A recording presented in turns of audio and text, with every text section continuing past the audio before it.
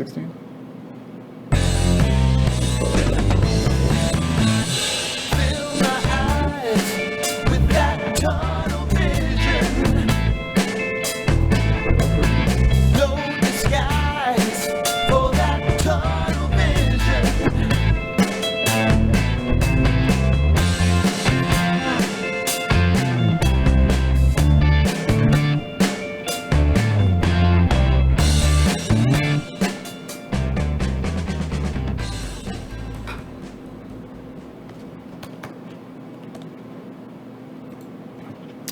Welcome to Tunnel Vision, a show brought to you by USCFootball.com. I'm your host, Keely Eure, joined alongside Shotgun Spratling and Ryan Abraham. We're going to be breaking down USC's 30-21 victory over the Colorado Buffaloes.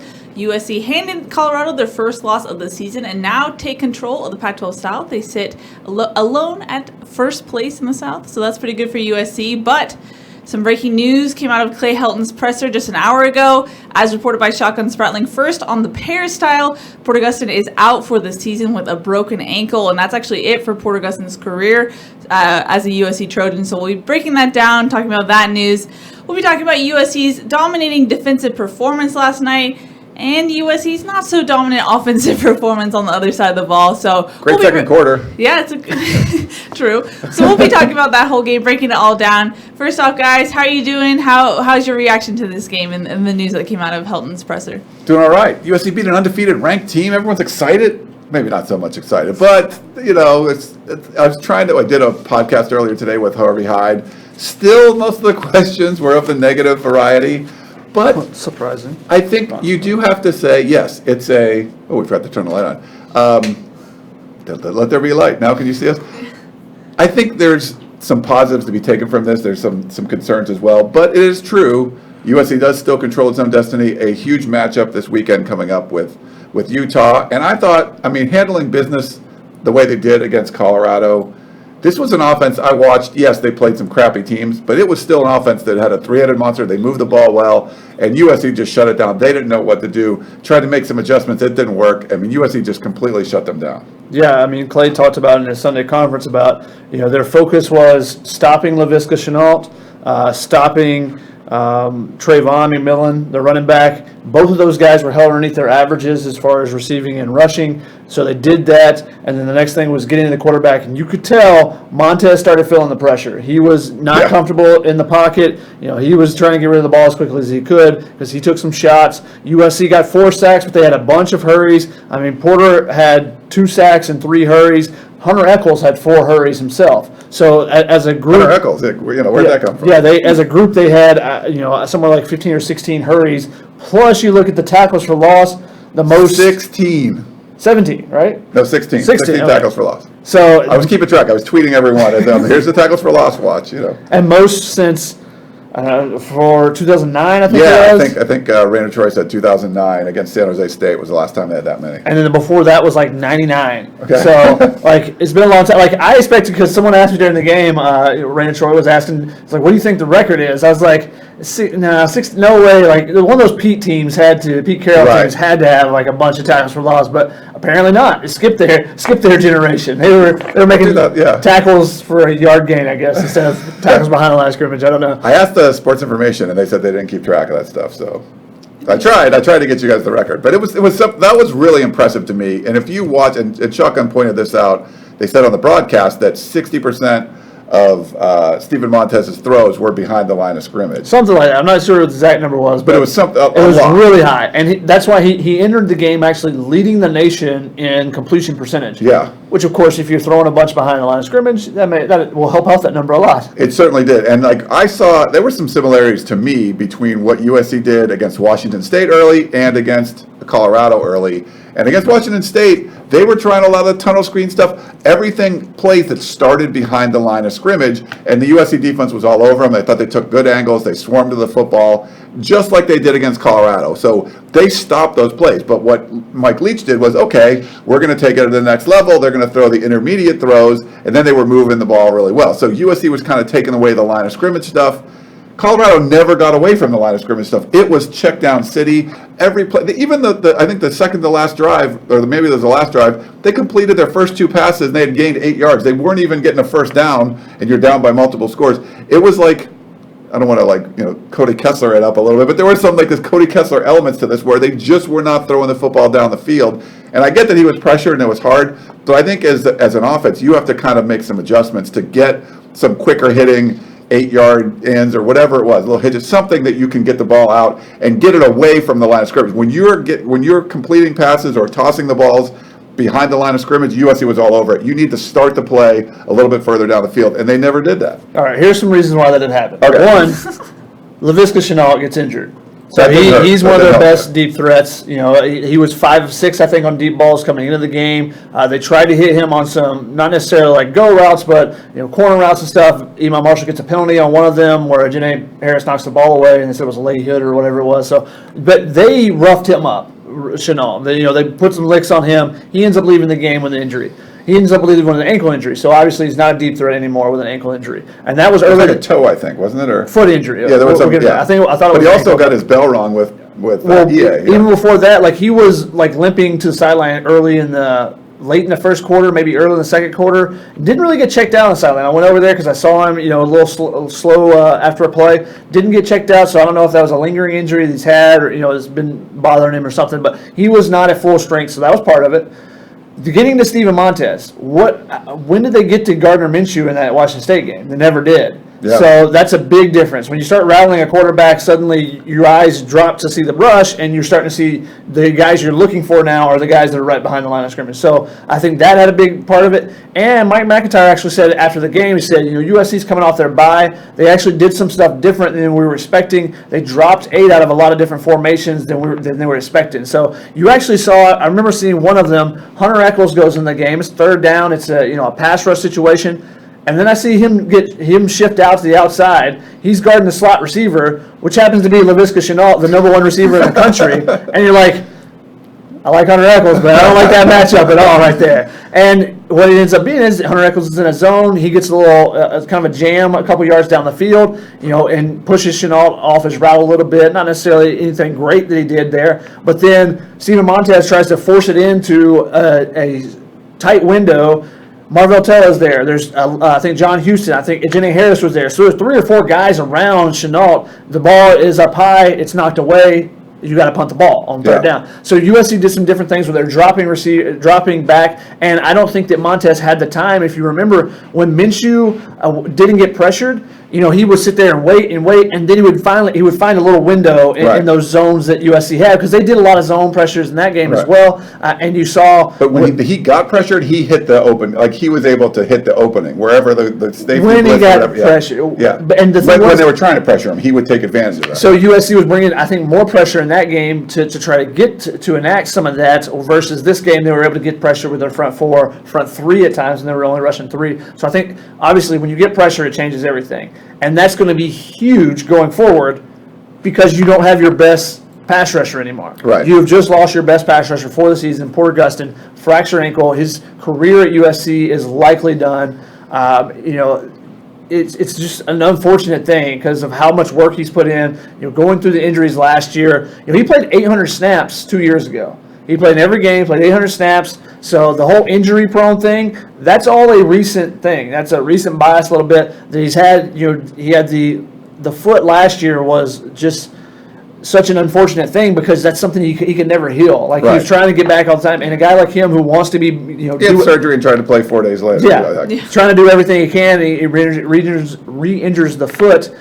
So he had some other nagging injuries at the same time, but it was the foot that really kept him out. This year he has the MCL, comes back from that. He's had some nagging stuff, but has been able to play through it, and has played really well. I mean, 7 sacks that he has now, and the rest of the team has 6, and that's after they got 2 and he got 2 yesterday. So that's keeping up with him yesterday. The rest of the team, Yeah, but I mean, that's a huge loss for USC. Who do you see stepping up to fill that void? On the conference call, Clay Helton talked about a bunch of different names that we saw earlier. So Pallier, no, Deote was doing that, but that was a particular package. Was that the Washington State game? So that was the more of Washington State game when they were doing more. That's more of a pass defense. Well, they were doing like 3-3-5 defense, was a completely different look. So they're actually only rushing 3 at that time. So EA was more of a linebacker that they would occasionally blitz and be a fourth rusher, and he would drop back a lot of times. So it was a lot different putting him in that role for that game. That's a look. A lot of times Washington State and Stanford from Clancy Pendergast, those two teams get different looks every year. Because he tries to mix it up against those two teams in particular. Very specific offenses you're working on. Yeah. So, a couple years ago, they used the dime against Stanford. And that was the only team during the season they used the dime against. And you're like, wait, against Stanford? That seems strange. And then, like in Washington State, he'll do different things in that game. So, I don't think that you can take anything away from what happened in that Washington State game and say, oh, well, that'll apply the rest of the season as far as EA play on the outside there. I think it's more of a Kanai Monga, I thought he played really well yesterday. He had a couple of tackles right at the line of scrimmage, if not tackles for loss. I think he's developing. I think Hunter Echols is really coming on. He's a guy that's been talked about the last couple weeks. I have a story on him, I think, tomorrow. They're really excited about his development. I even talked to Porter last week about it. He's really excited about where Hunter has gone. And Porter becomes that coach now. And that was something that Clay Helton actually brought up about Hunter Echols is like, he's been basically chasing Porter Gustin's shadow around, trying to learn as much as he could, try to get it bigger and stuff. You also have the possibility you could use Connor Murphy, though. I don't know if you guys heard it when Clay Helton brought him up. He said maybe we can use him in a couple of games, which makes me think that he's on the 4-game redshirt list. So they're gonna, if they need to use someone as a pass rush, he's played in 2 games so far, so they don't want to extend him past that. I think that's what it made it sound like that. Now, obviously, you mentioned him later though too, so I wasn't sure, but potentially. I mean, he's one of many. I think he's probably further down the list, to be honest. And he's a guy that.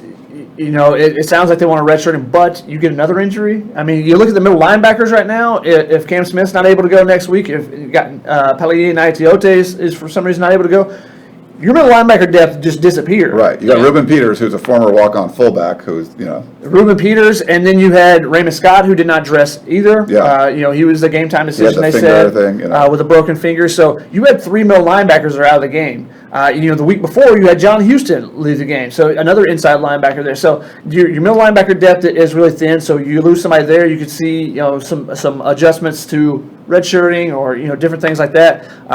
Where like somebody like Solomon Tulipupu, if he comes back and finally starts to get healthy, he's not going to play in more than 4 games. Right. You're going to redshirt him for sure. But you lose a couple guys and he's healthy, you're like, all right, we got to go with it. And we're trying to win the Pac-12 South. So I think that would be something similar with Connor Murphy there. But you have the 2 young guys we talked about. Juliana Falanico, is finally healthy. Maybe he starts getting back in the mix. And Jordan Iosefa is already on the outside at the same spot on the other side. And it was interesting to me that Jordan Iosefa, without Kim Smith, and when Naitiote leaves the game, Jordan Iosefa stayed on the outside. They trusted Ruben Peters there rather than Jordan Iosefa, who at the beginning of training camp when Cam Smith hurt his hamstring and Naitiote had the MCL sprain, it was Jordan Iosefa playing that middle linebacker spot and making all the calls. And that was a little bit different too. You talked to John Houston. Yeah, I think if Houston was out, you might have seen Iosefa in there, but John Houston had to take over all of the play calls. So he was the one making the calls and trying to line everybody up. And he said, that was fine. He doesn't mind stepping into that role and doing that. But that's one of those things you lose with a Cameron Smith being out. I think you lose some similar stuff with a Porter Gustin being out. I think you had a good quote from Kenichi Udeze about this too, but just what he's able to do. He is that leader on the field. He's the leader in practice. He's the workout guy. Everyone follows him. He's like the Pied Piper as far as, workouts. And, the poor guy needs to eat some M&Ms or something. Like, give him a break. Like, I feel bad for all this stuff. But, losing that kind of senior leadership, your captain, he's Thor out there. So I think you run the risk of going into this Utah game of a little bit of a morale hit, from a guy like that not being there. It's not just that he has more than half the sacks on the team, and it makes a difference when you see he's in the game and he's not. But I think it's going to be tough. It's going to be a tough blow for this team going forward, Keely. And it was just a whole weird situation. Yeah. And I know there's a lot of outrage because this happened at 2.5 minutes left in the game on the final drive for Colorado. Did he really even have to be out on the field? I was about to say, I hate to be shoulda, coulda, woulda, but Porter didn't have to be out on the field. First of all, 2 minutes left. Wait. Who are you blaming for this? Because everybody wants to blame somebody. Guys, go ahead and get you only one. You can only blame one person or one group or whatever. But put who you're blaming in the comments section for Porter's injury. Because everybody wants to blame somebody. It's not that it was just an injury. Everybody has their theory of why it's someone else's fault. So who are you guys blaming? I don't feel he should have been in that position, especially, and he had the ankle injury against Washington State and the impingement against Arizona. This is the same ankle. We don't know if the fracture is, related to that. Seems like it was. So I don't even think he should have been out there to begin with. So I would blame that on the coaching staff. All right, Keely, who are you blaming? We're getting a flood of Helton. I see. Okay, mini rant time for me now. Rant away. There has to be some. Yes, it's on Helton. I believe it's sort of on Helton, but there has to be some responsibility for the trainers. At some point, they have to be like, we have to shut Porter down. Yeah. And the reason why I'm going out after the trainers right now is for post game, because little did we know this is Porter Gustin's last game as a Trojan. But so he comes out of the medical tent. They're kind of having a conversation, and Porter limps off to go to midfield to do an interview with Fox's Bruce Feldman, and then Porter is stranded at midfield. All the trainers are gone. He can't walk because obviously his ankle is broken. His shoe is off, so he's Shoe's barefoot. Off. And they brought him out, and I called Bruce before this, and he had actually requested Porter, talked to him during the week. Felt like he told him the trainers had said, or that he was cleared to go. That there wasn't like this risk of injuring and making it worse. So I don't know what the correlation between the fracture and stuff is, but he was literally standing in the middle of the field, and then families were coming up to take pictures with him, and he couldn't really go anywhere, and then finally his family came around and they were sort of protecting him. His family came around, and then he tried to get Cam Smith, who is also injured, to try and get an athletic trainer, get a cart out for him. Cam Smith never came back. There wasn't a cart. Finally, Porter's dad and Porter's high school coach had to carry him to the top of the tunnel, and then finally a cart came out for him. But I was talking to people in Porter's camp, and they were saying he's devastated. It was their family was upset that they were just standing there waiting, and Porter has put so much on the line for USC, and he's just standing there and nothing's happening, and no one's accounting for him. Like, even if Porter, he has to do that midfield interview for some reason, have a trainer go with him, or at least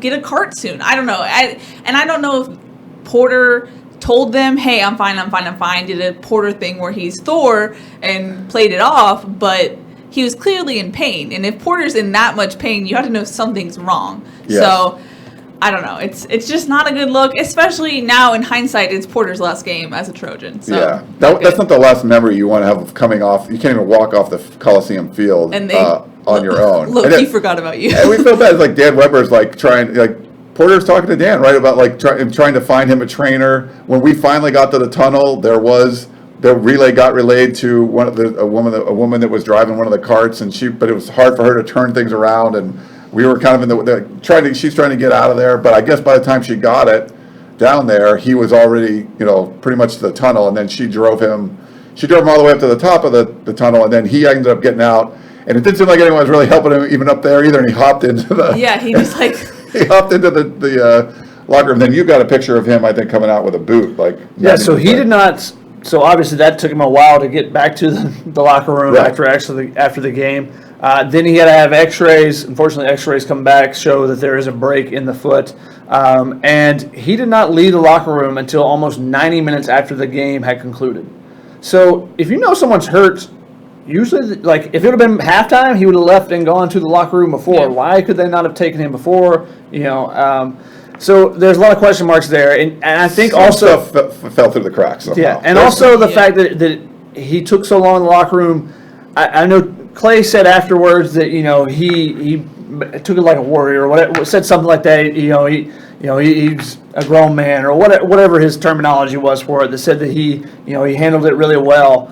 That's not exactly what I heard. And the fact that he came out 90 minutes after tells me that he was pretty devastated by this injury, finding out he has a break in his foot. And the hope was, what I heard initially was that it was a 6 to 8 week process, and maybe he would be back, right at the edge of December. He might be back for the Pac-12 championship game, if not just for the bowl game at least. But he could then show his NFL stock, through the, get better in the bowl week preparations and stuff, and then play in the bowl game at least some, and get be on the right route going towards the draft process. He's going to be out 3 to 4 months, Clay Helton said, with this before he can get back to full strength and then start getting ready for the draft process. Someone asked in the comments, and this actually might be a good question. Now, Porter has not redshirted any of his seasons. He's not really eligible for a medical redshirt by way of the normal rules and stuff. However, I think it was Ryan asked, any chance Porter could get a redshirt year for only playing in 4 games 2017? Obviously, that was not the rules last year. Oh. But since he only played in 4 and they've changed the rules to it now, maybe he can get a hardship waiver. I mean, because they do all those, individual, so it's an outside the box thought. I don't think it'll happen. And with the NCAA, anything that you think will happen, probably anything you think will be positive for a student athlete probably will not happen. Right. So If they have a chance to do the right thing, they will not. yeah, so I would doubt he gets it, but that's an interesting thought, and that's something that maybe he can petition for and put in the appeal, and we'll see if that happens. It's very unfortunate for him because he was off to such a great start this year. 7 sacks. I think he was in the top 10 in the country in sacks. He's just the defense was so different with him out there. Going into the game, I put in the war room on Friday, let you guys in, the outsiders in. About his actual impact on the team. So I have charted, when I chart all the games, how many yards per play each player has. When he's on the field, how much does the opposing team gain? How much does the opposing team gain when they're not on the field? It's basically what I figured out with Porter. They're over a half yard better every single play going into the last game with him on the field. So it's 0.61. So you consider that a 3 down exchange. If you get somebody to go 3 and out, it's 2.4 yards per 3 down. So with Porter on the field, it's first and 10. Yeah. With Porter off the field, it's first and 7, 7.5. Like it's complete. That's a huge difference when you look at it that way. So they've been so much better with him because he has been able to create action in the pocket, and then that not only helps the secondary because now quarterbacks have to throw the ball quicker, but it helps the other pass rushers too because a lot of times one guy is getting by someone, the quarterback steps up, and it's the second guy that's getting the hit. So it's going to be a big impact in their pass rush, and I just don't know. They're not going to be able to replace him for sure. Clay said that on the conference call. Yeah. So how much can they fill his shoes though? Like how can you get to 70%? Can you get to 80%? And how much can you get it with different guys? And can different guys can Hunter Echols be half the plays and can I be the other half the plays or whatever it may be? To answer real quick, Brody asked about Elijah Winston and Abdul Malik McClain. Why have we not mentioned them? Because Clay Helton hasn't mentioned them. Yeah. So those guys appear to be slated for red shirts. Yeah. They're trying to get bigger. So unless Clay brings them up or we see them getting reps, there's no real need for us to bring them up. Who did you blame? So this is who you guys blame. Now let me tell you why you guys are wrong. Okay. I knew that was coming, so that's why I wanted the same. So it's 2 minutes left in the game. How long did it take Arizona to score their drives? It didn't take long. So they make one long pass and they score. All of a sudden it's 31-27. Then you can be like, why was Porter Gustin not in there? Why is their best pass rusher not on the field to help get him? If he sits in the pocket, he gets a 7-8 second pocket. He throws a deep ball, and you're like, why is not Porter not out there? That'd be the first thing everyone's yelling. I think for that specific situation, you could argue that, but you could also argue if he's injured and he's hobbled, like just get him out of there. He was cleared for the game. Now that goes back to the trainers. Right, but by the end, is he not walking around? Well, like, is it getting worse than get him out? But the other thing is, if the coaches do their job, they're not in that position to begin with. Like you didn't allow an onside kick. You didn't throw the ball a couple of times and burn no time off the clock. And you weren't able, if you run the ball effectively, you end the game. Your 4-minute drill is over. So I think it's not just 2 minutes and 2.5 minutes left, up by 11 or whatever it is, we're going to put them in. It's also, why the heck were you in that position to begin with? That's collective failure. That's where the actual blame goes. Okay. Let's look at one particular player. Who had the best game on Saturday?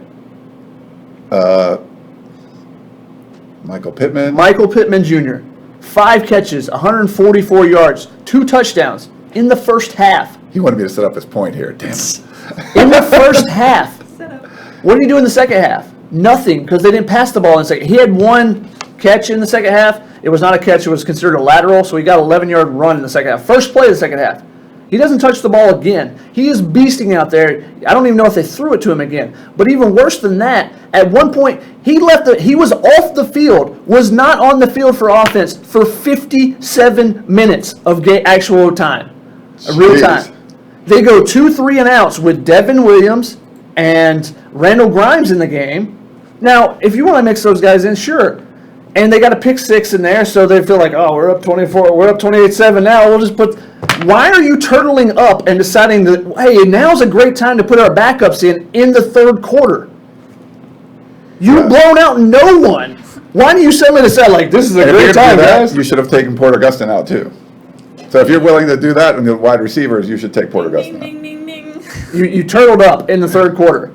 Because there are people on the sideline going, wouldn't it be great if USC could put up 45 points or something in the game and you say, oh, you beat the number 19 team 45-14 or something? And you go, wow, that looks impressive when those East Coast people wake up, because no one was staying up to watch that game.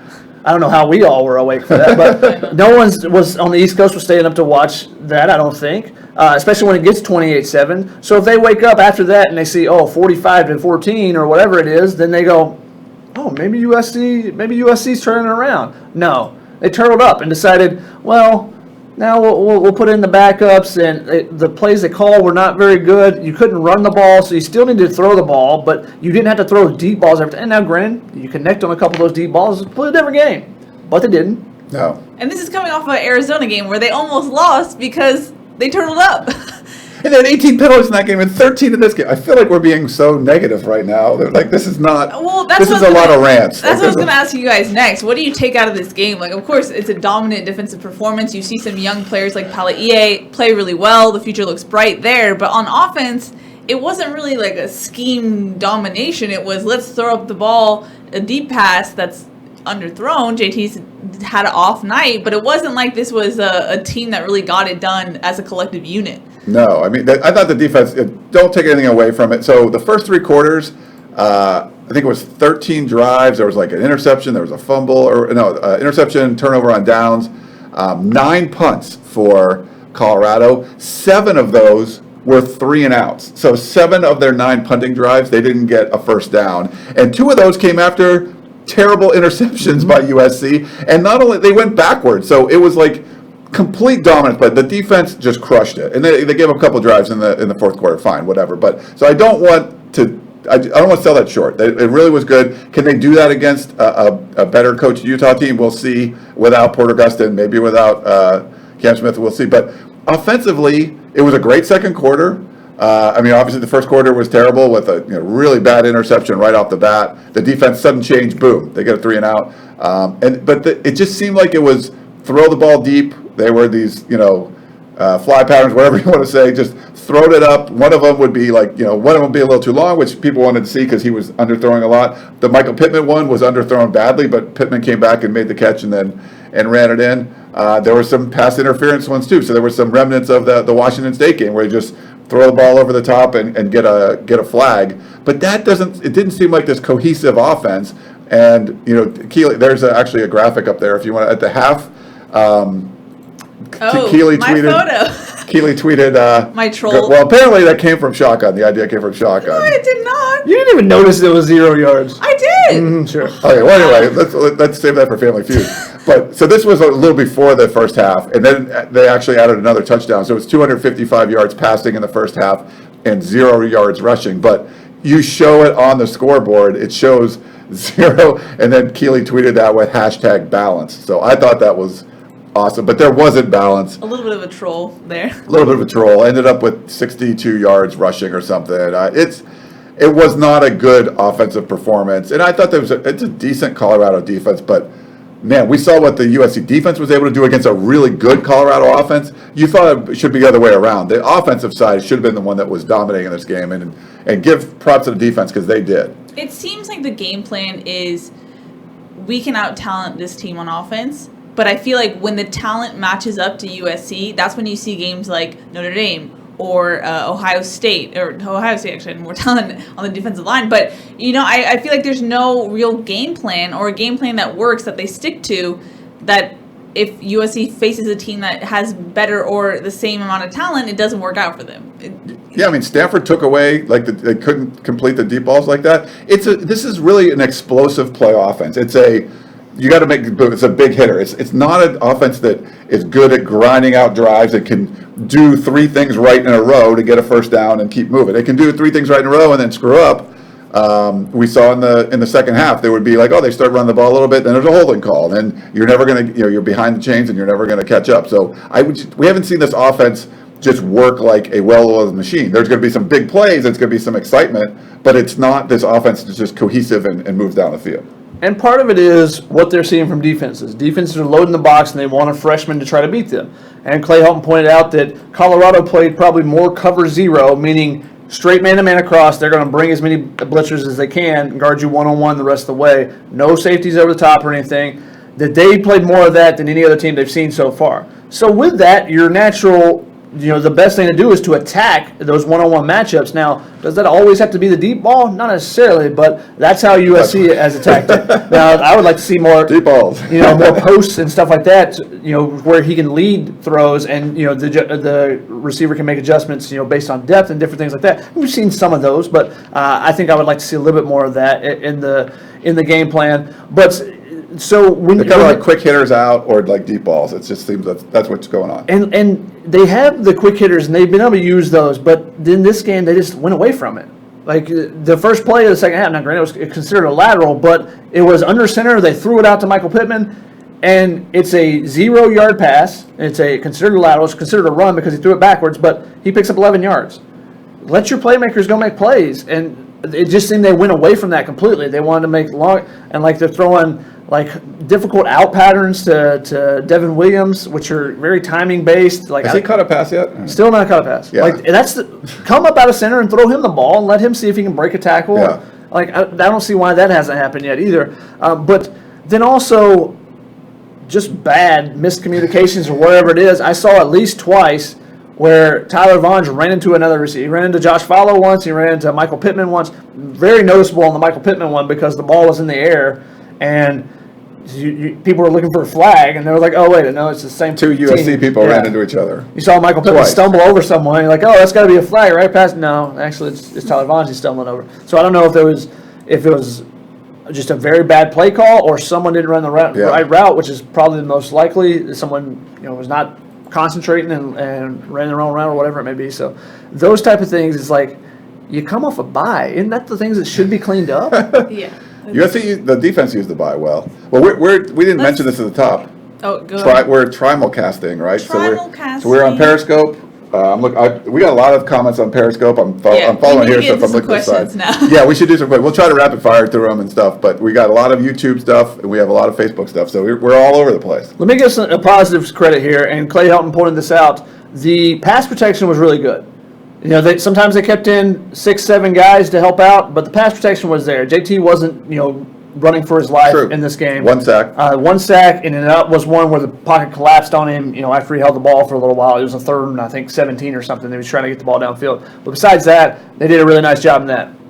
Run the ball, a different story. But pass blocking was good. So we have a question from Andrew who says, do we have a backup center? All these low snaps take JT's eyes off the field. Dan Weber asked about this not if you have a backup center. Yes, Brett Nealon is the backup center, but and we saw him start the very first game of the season. Dan Weber asked Clay Helton about this, and Clay Helton talked about where you want the snap ideally. He said you'd rather have it low than high, like it's like belt to shoulders or something. I think he said, it's something like that. But there's been a lot of low snaps, and he didn't but he kind of avoided the question in a way that was like, well, he's telling you what you want the snaps to do, but he's not saying like, the guy we have doing it right now is snapping it low too often, so we're going to put somebody else in. There was nothing like that. But yes, that's been an issue. I guess they're trying to get him to snap it lower as opposed to higher because you don't want to go in over his head. That was it. He said low is better than high because we've seen what high can do basically in that Washington State game. But if you want to, he's not making a change there unless, Toa didn't practice on Wednesday and he still played in the game. So there's no change that's going to happen. So here's my question, and I don't know if this is fair to Toa or not, but if you listed the attributes that Toa has at center but changed it to a redshirt freshman, you'd be like, we have to put in someone else, right? You wouldn't keep that guy in. But I feel like because Toa is that veteran that Helton loves, there's this preference that I don't know if it's justified or not. Yeah, I think there's a shortcoming there on all positions. I don't want to single out anyone in particular, but True. there have been multiple holds, like on the same drive or the same quarter, and there's no changes. Like, at some point you're like, you know what, you're going to sit a series, and it's like, I don't think that's like devastating for a player, but at least it gets their attention. If there's a bunch of low snaps in a row, then you put someone, put Brett Nealon in or whatever. I don't have an issue with doing that. But Keely, you're right. Like, for whatever reason, it's like those, at least on the offensive line, starters are set and stuff. I know we've seen that on the defense in years past, but they're doing more. There's more substituting going on now. But on the offensive line, we're not seeing it. Do you agree with that or No, not? I agree. We got it. Periscope question? Oh, I could do it. Sorry. Oh, it's okay. I'll go through this one. Corey Man, there's says, a lot in here. Okay. shouts to Periscope for watching. Yeah. Corey says, I watched Coach Helton's press conference last night. I agree with the coach that we should all be proud of how the defense played. In your opinion, why cannot he and his offensive-minded coaches get the offense to play well for more than one quarter like last night? I mean, I think it's about, you have to get into some sort of flow, some sort of rhythm. I was watching Washington and Oregon earlier, and there's some pretty good execution. I think when you're in college, and we saw this a lot with Norm Chow, there should be a couple plays a game where you just like completely fool the defense, and a guy's like wide open. It's just like, oh, we ran this play, and I think Washington did this where they like had a fake reverse or whatever, and then handed it off the middle. And then the next time they gave it to the reverse guy, and they had a dude in motion, and they got every one of the defenders across to the middle of the field, and then a really good block from the receiver to seal it off, and it just was a wide open. I think he ran it in for a touchdown. And so you're like, you saw that was set up earlier in the game, and you called it, and it worked. And I think in college you need to be able to do that more. I do feel like it's just they're kind of they have really good athletes, and you're kind of relying on those guys to make plays, and that can be hit or miss. It doesn't seem like there's this scheme, and I'm not blaming T. Martin for this. I don't think T. Martin came up with the playbook and the design of the offense. I think it's just this collective of, I'm not sure where this whole offense came from, and I'm not seeing it create these crazy mismatches out there. As opposed to, I think it can do a decent job of getting athletes in positions to make plays, but you're relying on them, and it's not scheme based more than talent based, in my opinion. Yeah. Let's get this rapid fire. Silence from We had a lot of the stuff was who's blaming, so it was a lot of it was Helton. Yeah. No, I was going to say one thing I did like, you were talking about watching Washington-Oregon game. I watched some of the Alabama game and watching what they did with Jalen Hurts.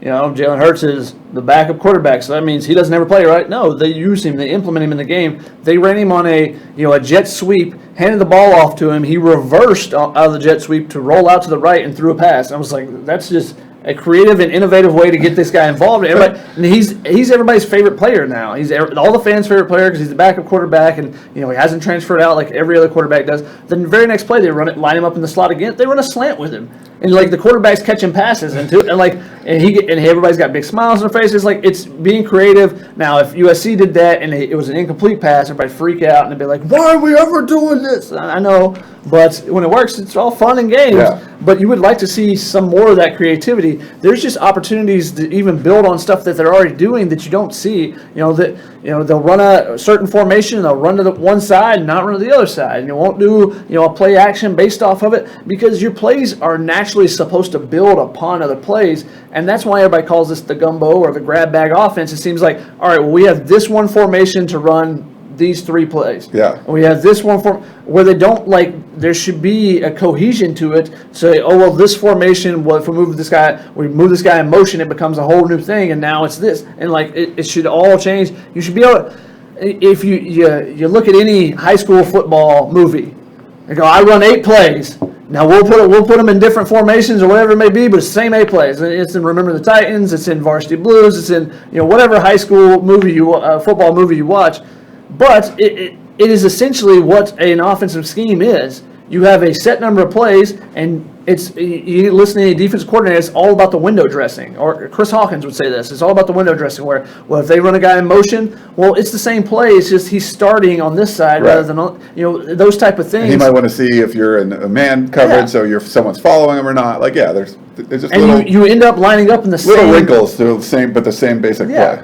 And you build on that. So if 1 week you have a running play that goes to the right, the next week you run a counter play, it goes to the left, and it's the same formation, same look, and you just change one guy or something like that. So, but you don't see that from the USC offense as much as I would like to see it at times. And I don't know if it's the offense is too big, and maybe that's the problem. Maybe the offense they've got so many things in it. They want to get to this, they want to get to this, they want to get to this, they want to get to this. You kind of feel like that. And some of it, I think Dan Weber pointed out in the press box, like, he doesn't remember seeing that pattern on the first play of the game, the interception. He's like, I don't remember even seeing that in practice at all. Like, where, and that's the first play out of the gate. So you're not really, maybe you need to do things a little bit tighter and do things, but I don't know, we'll see. But it's just, I mean, people can get on Clancy Pendergast, but I just always feel like there's this plan in place and they execute it. It doesn't always work the greatest, but you just feel like there's like a goal and everyone knows what they're supposed to be doing, and you just don't get that feeling on offense all the time. Sometimes, yeah. We have a question from Jonathan. Now, this is I think we'll have some varying opinions on this. He says, what are your thoughts on the USC defense posing for a photo after the third quarter? Now, I think we have this photo. You have the photo there. So let me clarify, actually. And you took this photo, right? Yeah, so let me clarify. This was actually early in the fourth quarter. It wasn't actually between quarters like I initially thought it was. It was with 13:39 left in it. It was after a punt, so it was a change of possession TV timeout. So, they're coming on the field, whereas the third to fourth quarter, maybe it's still the same drive. This is a new drive starting. There were 12 players in the photo here. The very next play, they did get called for an illegal substitution for having 12 players on the field. However, it was not the same 12 players, so don't blame them. Like, they were posing for this picture, so that automatically is what gave them this 12 men on the field. So wait, so the 12 men on the field wasn't the first play of the fourth quarter. It was the play after this. After this. First play. Okay, so this play wasn't. So you just thought the play was after the third quarter, but it was really the beginning. I just thought it was a break, and in my mind, I thought it was the end of the third quarter. Okay. And looking through my photos. But there really was 12 people in the picture, and then 12 people on the field penalty afterwards. Yes, there was. After posing for a picture. Which someone pointed out, I didn't even realize that there was 12 people. Like, someone was like, but it wasn't the same 12 people. Yeah.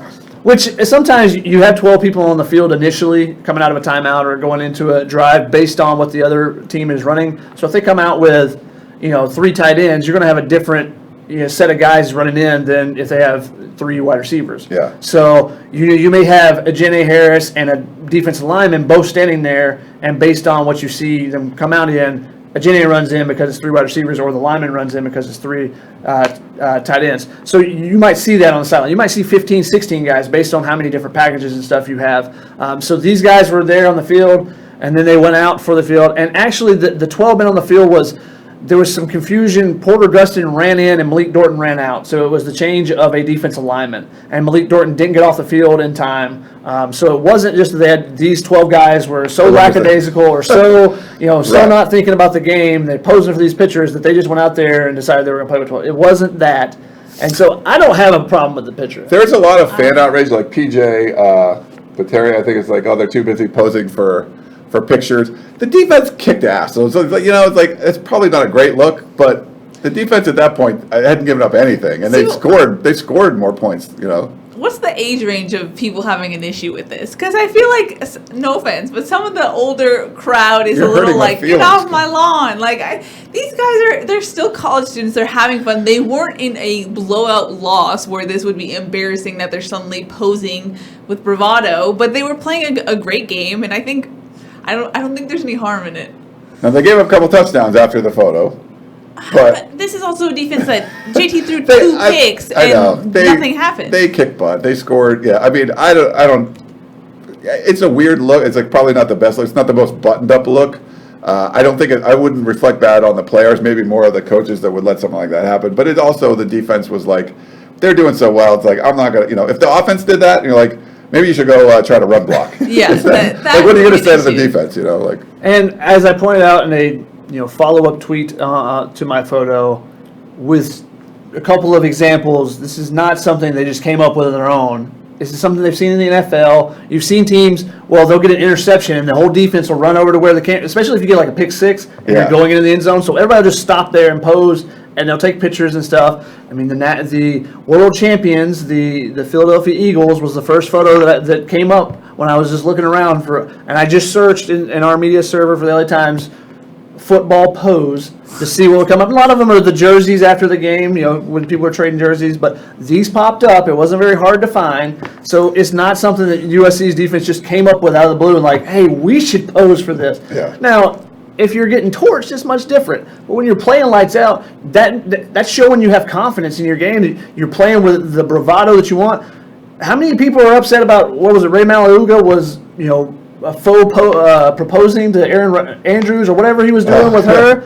Like, people are flipping out about that. Like, what is he talking to a sideline reporter for? No, they were like, oh, Ray Malauga is destroying guys on the field and making tackles everywhere. Yeah. He can do what he wants, kind of. I mean, it's just part of the confidence that you're playing with, and it came out in that way. And I think it's actually good. All these guys are doing it together. They did it as a team. Yeah. So that's one thing. Last year there was a lot of kerfuffle about Ajene Harris and Jack Jones posing and stuff, and I think Jack Jones got beat a couple plays after this, so that obviously upsets people even more. But this is the entire team. I mean, even Porter's with the rest of the guys. And he's not a guy that's gonna. Yeah. Well, we got a comment from Piergok Presida. There's some weird names on Periscope. It just adds to the discipline issue. So what do you say about that? The team did have 13 penalties. They had 18 the game before. Does that look like it's an undisciplined team because they're all doing that? Did they get a penalty because of it? Did they get an unsportsmanlike? No, they did not. But they did get a penalty right on the next after. play, but it was completely different. But I'm just saying, like, it's just I get what people are saying. The perception is not great It's not great. with the fact that they've had a bunch of penalties. And Clancy was the one that, like, all right, get out there. Like, so he broke it up because they were there for 10 seconds or something. Yeah. Those timeouts are feel like they're forever on the field. Yeah. There's a lot. And so They have a the little TV timer now. They're timing the TV timeouts. They show Really? you up in the corner. Yeah. Like baseball now. Yeah. not know You that. see that? It's like up in the corner of the Interesting. Coliseum. Yeah. But this is also what comes when you recruit 5-star and 4-star guys. They have that confidence. They have a little bit of an ego coming out of high school. Yeah. That's just how it is, and I don't think it hurt them. Moving on, we have a question from Tito who says, "How do you get the offense going against a good Utah defense?" This is a really good Utah defense. You're going to see really physical play up front. What we saw against Colorado, where I feel like the pass blocking is probably going to be okay. They'll probably be able to. They're not going to complete as many balls down the field as you did because you got way better corners with Utah. Taylor Johnson, who was going to go to USC, and didn't USC really kind want of him. backed away from because he had a shoulder injury. He had a 100-yard pick six, I think, against Stanford. It's going to be a much better defense. I think John Wilner had a really good tweet. He covers the Pac-12, and he felt like if USC Utah's going to score some points on this defense, even as well as they're playing. But USC is not going to be able to play offense like they did against Colorado. They won't score enough against Utah if they play the same way. They're going to have to play better. So I feel like this is going to be a really stout defense. I'm not saying you should try to go with balance, but if you're 200 yards passing and 0 yards rushing, you're probably not going to win this game like you could against the Colorado. What if it's 2 passes that you get 99 yards on? You break a bunch of tackles. No, I mean, but if you can't run the ball at all, the pass blocking was bad. I'm sitting next to Dan Weber in the press box, and we're closer to the field now, and I'm usually in my binoculars checking it out. And so with the binoculars, I'm watching the line a lot of times, and when the handoffs are coming, and there's a lot of guys just not getting blocked, and it's bad as far as the run blocking goes. So. And Utah's going to be a lot better up front. So that's something I don't know if you're going to fix in a week, but I think it's going to be a real problem. Yeah. So the difference in the Colorado versus Utah is Utah can usually get pressure, historically with their front four. Maybe they bring one extra guy, whereas Colorado was bringing 6 or 7 a lot of times, and that's why you had those, the cover 0 in the back, and it was one-on-one coverage.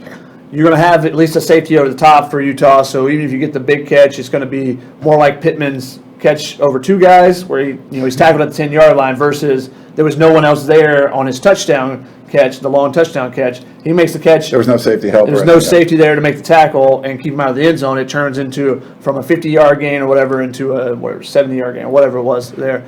So I think that's a little bit different. You've watched Utah a little bit more than I have this year, so you can, is it similar to what it is? They've always had a really good defensive line. They, kind of breed those guys. Even their backup, Stevie Tuikolevatu, who came and was a star at USC, was a guy who wasn't getting any time there. So they're really good in the middle. They usually clog up the middle a lot. So USC, they haven't really run up the middle much at all this season, anyways. Their zone reads, they'll cut back to the middle versus trying to rush up the middle.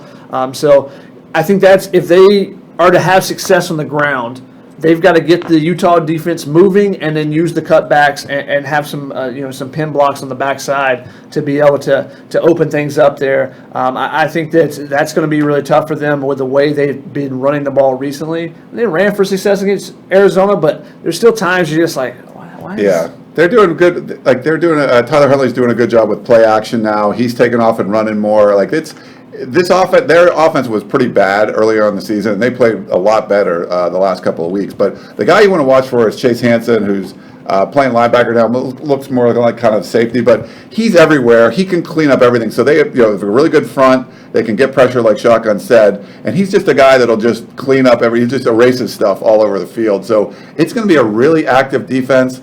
I think USC can hit some big plays, but you're not going to get the same kind of consistency where you're just like hucking up balls, trying to get pass interferences and completing long passes. Like they're going to make you pay if you're not able to sustain some drives. So it's, for me, big challenge. And the way that the Utah offense is playing, and the best special teams in the conference, best punter, best kicker. So, I mean, you're not going to – they got some hidden yards against Colorado. Like, Colorado wasn't doing very well in the punt returns. They weren't fielding punts they should have. USC's usually on the wrong end of that. They got, I think, overall, they got the edge on special teams against Colorado. You're not going to get the edge on Utah. Even if you play well, they're going to still get the edge on you. So that's going to be a much tougher challenge. And now the offense looks really good. Zach Moss is a playmaker out there. Why am I blank? What am I blanking on receiver? Britton Covey is he's a back from his mission. 2-year mission. He's back now, and he looks like a complete stud. He destroyed USC on a punt return, I think, a couple years ago. So Tyler Huntley's playing a lot better. He'll do a lot of the play action stuff, and USC fans love to see that kind of thing. Like he does that really well. So big challenge on the road. They have an extra day to prepare. USC's got to travel, so that's Dan Weber will say that's kind of like a half a day off the other way. So, yeah.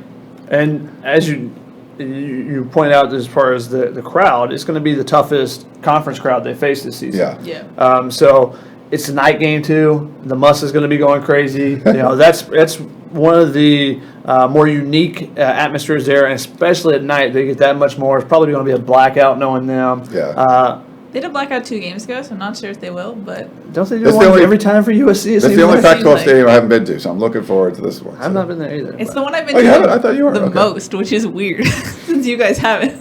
Yeah. We have a question from Jorge, Hi, who Jorge. says he wants to know how JT is progressing. Do we think he's progressing nicely, or what do you think? I mean, I think he's doing a good job. For someone that young, he's not being brought along slowly. He's being asked to do a lot. I mean, if you're asked to drop back 51 times against Texas, Clay Helton said they were trying to protect him against Arizona, against the rough crowd. Like, well, where were you doing that against Texas? Same thing's going to be happening against Utah. So if you have a game plan, if you have some great scheme to go along to help him against Utah, that'd be a perfect time to bring it out. But I think he's done a really nice job. Not all of his throws are perfect. I think there's some things he can work on. The first interception was pretty bad. I need to go back and watch it again. But he never saw the defender underneath. Okay. He was looking at something else. So that one, he just missed the guy. On the second interception, it's a double coverage throw. That's the ones he's trying to avoid. And that was one where he stared to the right side for the entire time. That's the big thing for him, has been staring down receivers or staring to the same side so that safeties can get a jump when there is a guy over the top. So maybe going against Colorado, he's like, well, they usually don't have anybody over the top, so he wasn't. Yeah, so he was just going really quickly with that decision. There's some throws that the mechanics he needs to do a little bit better on. Some of the back shoulder stuff, off his back foot or whatever. Yeah, that type of stuff. I mean, even the touchdown catch that Pittman had, the slant route,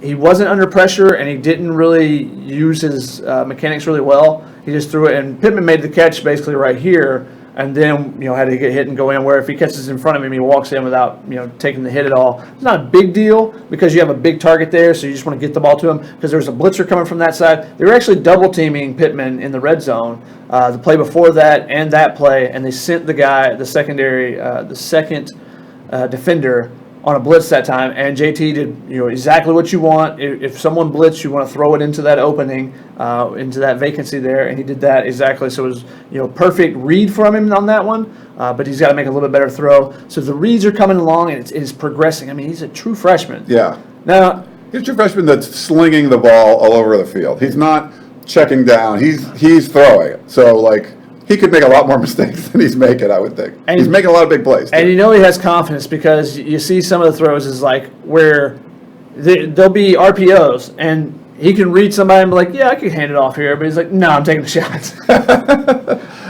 The one against Washington State, he's like, yeah, I saw it was one-on-one. But when did you know you were going to throw it to Amon-Ra St. Brown? Not before the snap. I saw the safety was 7 yards deep. He's like, I figured I had one-on-one. As soon as I knew that, I'm going to him. I'm trusting Amon-Ra. We have a question from, it's not loading. Hold on.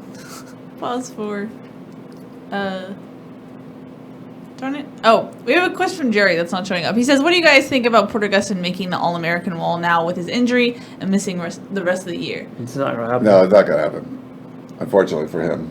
Yeah. We have a Periscope fight on Buddy reevaluating halfway through the season. What's the best case / worst case record for this team?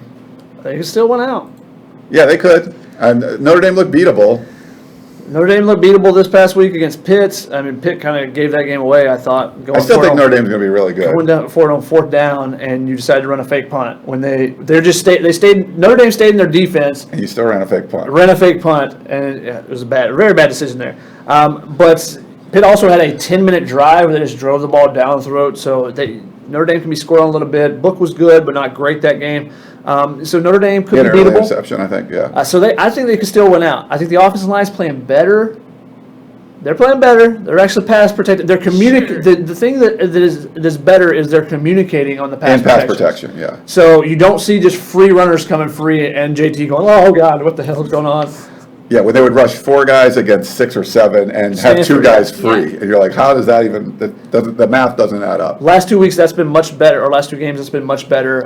So I think that's showing progress. Does it start to translate to the running game as well? Can you get them to be, get on their blocks and sustain those longer? That's going to be the question. Because I've said, you guys have heard it, the offensive line is the key to this team. Yeah. No, I agree with Shaka. I think they could win out. I don't think it's that likely. I might give them like a 35-40% chance to win at Utah this weekend. I mean, that's... Yeah, that's going to be really tough. And the injuries on the defensive side are starting to mount up. Yeah. Without Porter, I mean, you don't know. But I think it could get bad, too. Not dumping on the team, but I think losing Porter, it could get ugly against Utah. But this is a really talented team. They could still go in there and win, obviously, but... Maybe that hurts more than you know with the morale and everything. There's the potential there. So we'll see. At one point in the game, they had Brandon Keely out, they had Cameron Smith out, and Marvell Tell went to the sideline to get his shoulder checked out. So that's your 3 primary middle defenders. In baseball, you try to be strong up the middle, catcher, shortstop, center fielder. It's the same thing. It's the same thing in football. You want to be strong up the middle. Your middle linebacker needs to be good. Your safety at the back end, you want him to be really good. And Marvell Tell came out. Now, he was only out for a couple plays, came back in. He just got, kind of stinger or whatever it was with his shoulder, got banged up a little bit. But Brandon Keely left the game, not the toenail that he had during the week, but he had a shoulder sprain.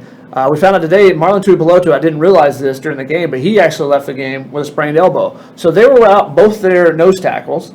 You're playing without Porter Gustin. So now you've lost 3 potential starters on the front line there. Playing without Cameron Smith. It just started to add up. Pallier, he wasn't in. So if they get an injury at a key spot, like safety, then they could be in real trouble. in this game, it didn't. Ruben Peters did a nice job. He wasn't great, but he did a nice job coming in as a third-string middle linebacker. He gets thrown in there. Did a really nice job there. But are you trusting of your third-string guy at a different position? Maybe not so much. Yeah, Marvell Tell left the game for like a series or something. They had C.J. Pollard and Talanoa Hufanga in there, so that's what you would see, something like that. And then there's who's behind them. Exactly. If you have another injury, what happens there? Like you had with the linebackers, where your two middle linebackers go down. So. Yeah. But as far as running the table, that means you have to have confidence in his offense to actually consistently put numbers on the board, and I don't have that Keely's not confidence. saying that. She's, I just don't. I'm just saying I'm seeing some progression. I know that is a taboo thing to say about this team, but there is some progression, especially with the offensive line. yeah. The special teams even showed some progression, besides getting the right number of people on the field the last couple of weeks with blocks and stuff, and fielding punts when they're supposed to, and those type of things.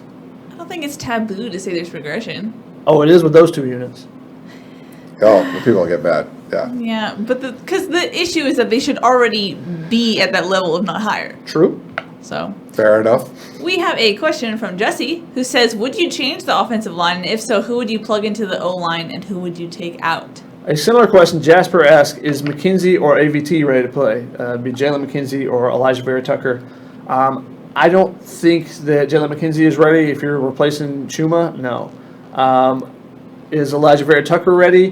He looked really good in brief appearances early in the season, but he kind of disappeared, when he's got some opportunities, his most recent opportunities, he hasn't really done much either. So it's hard to say. I think Andrew Voorhees has played pretty well the last two games. Obviously, Chris Brown is, probably the rock of the offensive line. He's been the most consistent guy. So I don't think that there's necessarily a change needed. I just think they have to run block better. Now, if you think one of those guys gives you a better chance to run block, and maybe even just subbing in for a series, and you say, a series where, hey, we think we want to run the ball a little bit more this series, and however the drive progresses, it progresses. But maybe AVT gets in something like that because he can maul guys out of the way when he gets his hands on them. What about like Jordan Austin? We didn't see much. Jordan Austin actually played left tackle this game. When the subs came in, Jalen McKenzie was at right tackle, which is where he's backing up Chuma now. But Clayton Bradley was out with a back or neck injury. He and Bernard Shermer, one of them has a back, one of them has a neck injury. Shermer must have a neck. Shermer's a shoulder. I think that's part of the problem. Is I would like to see what Shotgun's saying. Substitute for, hey, we're going to try to be run heavy this time. Maybe someone like get out there and I want you to go kick some ass. Just if you want to do that, that's great. Or hey, you get 2 penalties on this drive, you're out. We're going to put somebody in. But like Clayton Bradley would be one of those guys you put in. He wasn't available, so I get some of that. But I think you want to give some of the guys a chance. And sometimes when you're put in the whole live bullets thing and they come in and they do really well, then you're like, hey, next time you commit 2 penalties, there's a dude there that's waiting to come in for you. Yeah. And I know people want to get on Chuma, but every time Chuma comes out, the production goes down. So then you're kind of like weighing. He is still their most talented lineman. Yeah. We have multiple questions about whether Pele Nayoteote will get number 55. Well, let's finish the season because he's not going to get it in the middle of the season, guys. Let's make sure he gets through the season. I don't know healthy. what he likes. What was he? He was at. He wants the number, yes. But he was number 10 at. I think he was number 10 at Bishop Gorman. Which I was surprised he didn't take. Because Houston has 10, yeah. But 10 has a pretty good legacy at USC too, with Brian Cushing and all. So. But he's very impressive. The coaches love him. So that's why he was the guy that came in when Porter was out, which didn't seem like it was kind of like a square peg round hole. But they figured out a way to get him in there. They like him. He's going to be playing a bunch. So don't worry about that. I think Bruce Feldman actually said during the game, one of the parts that I listened to was that Clancy said he's the next great one at USC. So that's high praise because Clancy will usually say, he's doing a good job. There's things he needs to improve on. He always has that qualifier, so it's interesting. But the coaches do love him. So if you like to watch him, you'll see more of him. Question. We're kind of getting towards the end. We are at 8:03, so we're going past. Any final thoughts, rapid fire questions? We'll try to answer them. Jorge wants to know if EA will be ready for Utah. Helton said he's in concussion protocol and day-to-day. He has concussion-like symptoms. I don't know if he was exactly diagnosed with a concussion, but he gave me wish-washy answers when I asked him last night. He did? Off camera, he said, I don't have a concussion. When I asked him on camera, he said, I'm not sure.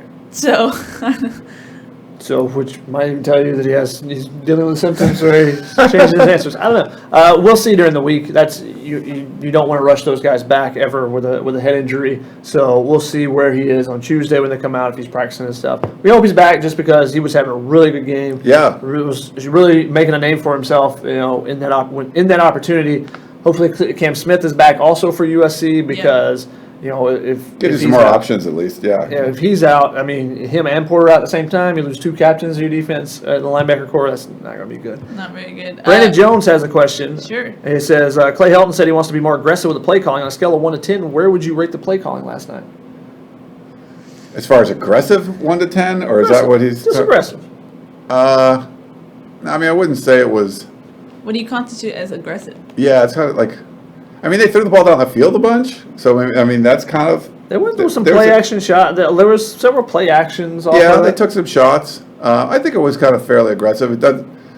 Took a shot with Tavalis if he holds on to that because he had the ball. When he Yeah, there was a couple. Rough. But you knew going in, like we saw during the week in practice, they were just throwing the ball deep. So that's what they had seen. But that was a first down play action play, so that's taking a shot. That's an aggressive. Yeah. I wouldn't say they weren't being passive or anything. They were definitely being aggressive. The touchdown to Tyler Vaughns was a double move. That's something where you trust in your offensive line to give you some time. Worked out perfectly on that one. Yeah. So I'd say it didn't really. like a I think 7 or 8. Yeah, and I would say there. aggressive factor was high, but as far as like cohesive factor, not really. You know. Execution. I hate to say their word, but that's there wasn't balance. Like you want balance. balance. Shotgun Tony really wants to know about your orange hat. He's been asking all show. Miami. Dolphins. The Dolphins wearing this for a buddy. They won They won today, They won right? in overtime, so wearing it for a pal. Jorge wants to know, is it true that Clay Helton was angry with Baxter on the sidelines? I didn't see anything. that. Yeah. Okay, so I got the tweet. Let me pull that up real quick or something. I have not fully rewatched the game, so while Ryan's pulling that up, I'll answer a couple others. Okay. Scott, how do you keep the 5-star wide receivers from running into each other? Make sure they know their routes. James asked, do you think the injuries hurt Porter's NFL stock? Yes. He has to prove he can be healthy. That's going to be something where some teams are definitely going to be like, yeah, I don't trust his health factor, so that'll push him down a little bit. BB asked, when will Kerry Colbert get called to account for the lack of execution and production for the tight end position? I don't think that they're really counting on him to really boost the tight ends that much. He's more of the inside receivers coach than the tight ends coach, even though his position title is tight ends coach more than inside receivers. Tight ends comes first, but he also has inside receivers in it. That's what it goes. And part of the reason why he's the inside receivers coach is because T. Martin is the receivers coach is now the offensive coordinator, so he spends less time with them. Talked to Velus Jones about that. He said now they have to police themselves a little bit more. Not police, but he says that they're on their own a little bit more. So they do stuff a little bit different without him as a full-time receivers coach. All right, I got the tweets up here now. So Shotgun had tweeted, USC had to waste its final timeout after having only 10 men on the field for the field goal attempt. I just gave a little troll hashtag special teams because I tend to do that when all the bad special teams plays. USC had a special teams penalty on the second special teams play of the game too. But Ryan Phillips from Rubers and Rants, who he tweeted at me and said, Helton was mad at John Baxter and the unit when that happened. You could see him saying, quote, "That's the fourth effing time." And I said, really interesting. And he said he brought over the unit and lectured them. Looked like he was saying it was all of their responsibility to know when someone was missing. But before that, he definitely said a few things to Baxter. So Ryan's a reporter with Rubers and Rants. I think he does some Indiana stuff too. But I don't know where he saw that or got that or if he was down there. But that's what he was telling me. And Clay definitely changed his tone when I brought up getting the right number of people on the field last week about just kind of a discipline question. And it was inclusive with other things, and he kind of was going. And then when that part came up, his tone changed a little bit. So he might be, that might be a sore spot for him as well. I mean, they had 9 players on the field for a play against Arizona. I think that was the 3rd or 4th time this year. So this would have been the 4th or 5th. Yeah, according to that, he said it's the 4th effing time. So that would be there you go. interesting. All right. Any final thoughts before we wrap it up? Oh man, I got a bunch of questions. Hey, That's rapid fire. tough. Go, Shotgun. Well, Or not. Bossman says no. I got to go eat. All right, 2 minutes. How do you get the 5-star offensive lineman to rush for more than 0 yards in half a game? Cohesion and pushing people back. Austin Jackson got pushed back on one play into the runner. That doesn't really work well. He should be going forward. Adam, when does Clay Helton? That was not a good question. Brandon, why do we keep trying to run Stephen Carr in between the tackles? Because he's a good runner in between the tackles, but he's explosive on the outside as well. Scott, what did you think about JT's He lost performance? 11 Oh, yards I on the already answered that outside, one. yeah. Well, that was when he's trying to do too much. Yeah. Adam, how long until Swan realizes this is just an average team, not a championship quality team, before he makes a move? We don't know with him. No idea. He's a wild card. Ooh, repetitive. Greg Miller, what is USC's game plan? Balance. Hashtag I feel like they balance. don't and just start calling plays that they think could work. That also might be part of it. Yeah. One more.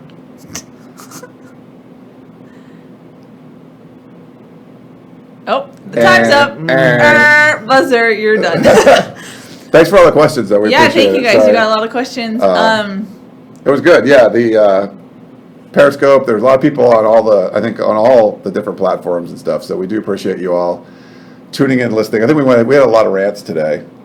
I would never.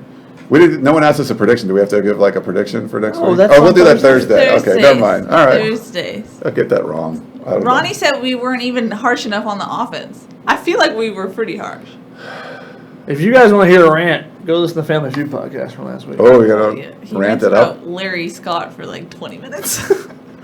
The AP poll comes out, and USC is not in the top 25. They are tied for 27th with San Diego State and others receiving votes, but the highest ranked Pac-12 team is Oregon at number 12 or 13. I forget, it's 12 or 13. There are 4 SEC teams ranked ahead of them. So Is Tennessee ranked now just because they won one game? So they Yeah. should be like, because every SEC team has to be ranked during the season. they, right? yeah, at Isn't that some a rule? point, yes. Is that a If rule? you beat another SEC team, you have to be ranked somehow. I think so. So it's not looking good for the Pac-12. You can listen to the Podcast of Champions at Hey, pac12podcast.com plug, if you want plug. to. We'll talk about that. We're getting a lot of score predictions in the comments. You score predictors, come to the show on Thursday at noon. We talk about the game, we preview the game, we give our predictions, score predictions. It's a great time. It's a really thorough presentation. I'm usually talking to someone that's an insider for each team the day before we do the preview. So then we have a lot of information for you on the Thursday show. It's noon, so your lunch hour or whatever, just log in and check it out. Television, same exact spot. You check it out here. But hope to see you guys at noon too. Yeah, so that's going to wrap it up for us. That's Shotgun Spratling. That's Ryan Abraham. I'm Keely Eure. We'll see you guys on Thursday. Have a good rest of your Sunday. Thanks for tuning in.